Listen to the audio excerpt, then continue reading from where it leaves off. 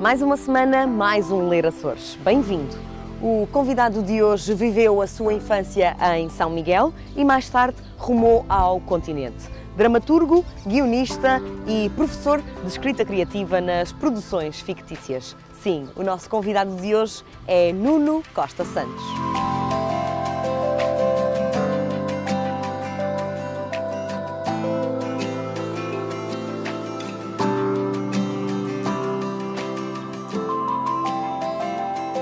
Eu normalmente, quando vou para as aulas, faço um exercício, vou mesmo à estante, espreito, confio um pouco na inspiração daquele dia. Tenho um guião da aula, mas não sei quais são os petiscos literários que vou levar naquele dia. E depois escolho-os. Dão-se aulas de escrita criativa, convocando as pessoas para tirarem os textos da gaveta e para tentarem olhar para esses próprios textos com outro olhar, um olhar mais avisado, mais desperto, mais consciente dos mecanismos que essas pessoas utilizam, muitas vezes sem os saberem. Portanto, há um registro de laboratório, há um registro de leituras, visionamentos, no caso de escrita para televisão, não é? É um momento de partilha, tem um lado de psicoterapia de grupo, porque as pessoas trazem os seus textos, alguns deles muito íntimos. Tentamos pôr um bocadinho tudo em causa. E tentamos também, muito importante e fundamental, que haja sentido e espírito crítico em relação aos textos que são apresentados. O humor é uma espécie de arma secreta do tímido, não é? Uma forma de contornar os engulhos e as barreiras que tem em relação aos outros. E alguns dos escritores e dos atores e dos protagonistas e dos performers que utilizam o humor, dos quais eu gosto mais, têm realmente essa timidez.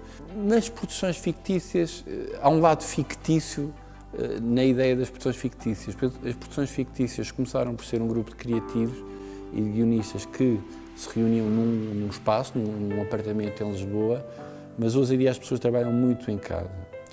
Hoje em dia as produções fictícias estão mais transformadas em salas de reunião, para projetos específicos. Há muita gente para fazer contactos para arranjar novos projetos, mas eu passei uma fase das produções em que realmente havia o brainstorm, tudo à volta de uma mesa. Tenho este lado mais ligado ao humor, embora eu não me considere um humorista, eu considero-me um autor que utiliza o humor. Várias pastas literárias e criativas. Tenho uma pasta mais especificamente humorística, tenho uma pasta mais literária e ficcional, tenho uma pasta mais poética, tenho uma pasta mais de documentário. Portanto, eu tenho várias pastas. Isto, por um lado, pode ser uma virtude, mas, por outro lado, pode ser um defeito, não é? Mas eu, aos 38 anos, acho que também não vou mudar. A minha relação com a literatura nasce da leitura dos livros que o meu pai tinha em casa. Passa justamente por olhar a estante, escolher os livros que me diziam mais, mas também por algumas recomendações dele.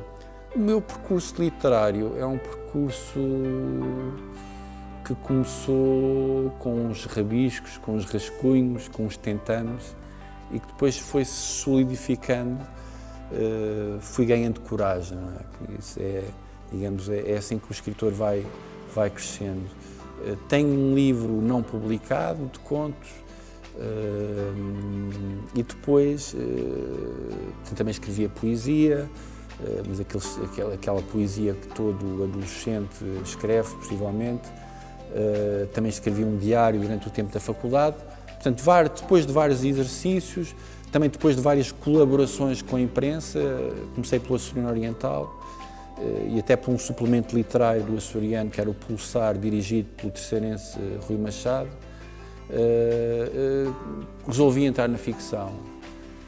Também antes já tinha escrito umas pequenas histórias, mas nada de especial. E então fiz um primeiro livro de contos e esse foi a minha estreia. Não os publiquei. Publiquei mais tarde um livro híbrido, que está entre a novela e os contos, que são basicamente histórias que se entrecruzam e que se chama 10 Regressos. Neste momento estou a terminar a escrita de uma peça de teatro para a aluna Maria Segunda que é uma peça chamada Condomínio da Rua, que foi uma peça que me deu muito prazer, mas também muito esforço. Ainda estou a retocá-la, a retrabalhá-la. É sobre um universo dos sem-abrigo e tem a encenação do João Mota e um parecer técnico ou científico do Daniel Sampaio, porque trata-se de algumas pessoas que têm patologias psiquiátricas. Estou a iniciar um livro de ficção, um novo livro de ficção, que terei de ter pronto no ano que vem, pelo menos é um objetivo que eu tenho. Tenho um livro de crónicas que vou reunir. Às vezes estou a terminar a reedição de um filme que é sobre uma vinda aos Açores para vir buscar os discos da adolescência, e que nós achámos que aquilo merecia ser retocado, retrabalhado. É a minha terra, basicamente, é a minha casa, embora nós vamos encontrando ao longo da vida outras casas, não é? E não posso também dizer que a minha casa, a casa onde vivo em Lisboa, não é a minha casa, é a minha casa. Tenho o meu bairro também em Lisboa, encontrei o meu reduto de conforto, mas aqui nos Açores encontro, para já, é um território que eu acho que ainda tenho de calcorrear e percorrer e ouvir muitas histórias, porque muita da escrita parte da audição, para trabalhá-lo criativamente. Tenho muitas histórias para escrever e para contar sobre os Açores. Portanto, para além de ser a minha terra, é um sítio, e é um sítio que suporta, onde vive um povo, que é um povo, que é o meu povo.